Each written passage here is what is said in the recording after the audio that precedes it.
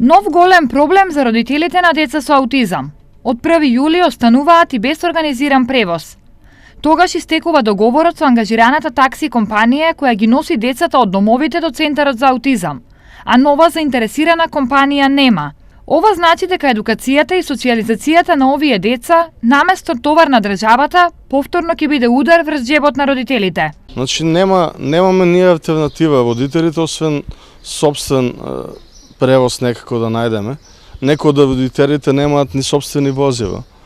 Така што за семејните буџети ова ќе биде големо оптерување, бидејќи ние и за терапиите има месеци кога не можеме да си ги покриеме. За родителите на деца со аутизам, единствен начин да се реши проблемот е да се набави специјално возило за транспорт. Еден вид алтернатива која што се трудиме да ја направиме е да се набави возило со рампа, кое што би било за превоз на децата од Долниот и Горниот центар и најмногу би се помогнало на дечињата со коречки, бидејќи моментално се мачат со обични таксиња. На ваква можност се размислува и во Центарот за социјални работи, но првите 2 тендера за набавка на возило пропаднале, а сега процедурата е во тек и истата нема да заврши до 1 јули. Па мислам дека нема да биде периодот пократок од 2 месеци. Со оглед на тоа дека ќе бидат вклучени повеќе институции во донаторските активности, покрај нашето ресорно министерство треба да се обезбедат решенија и од Министерството за правда,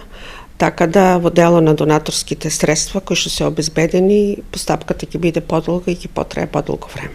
Ова значи дека најмалку 2 месеца родителите ќе мора да се снаоѓаат како знаат и умеат.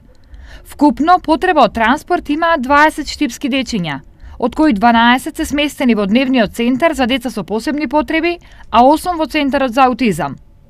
Набавката на едно специјално возило за потребите на овие дечиња чини од 7.000 евра па нагоре.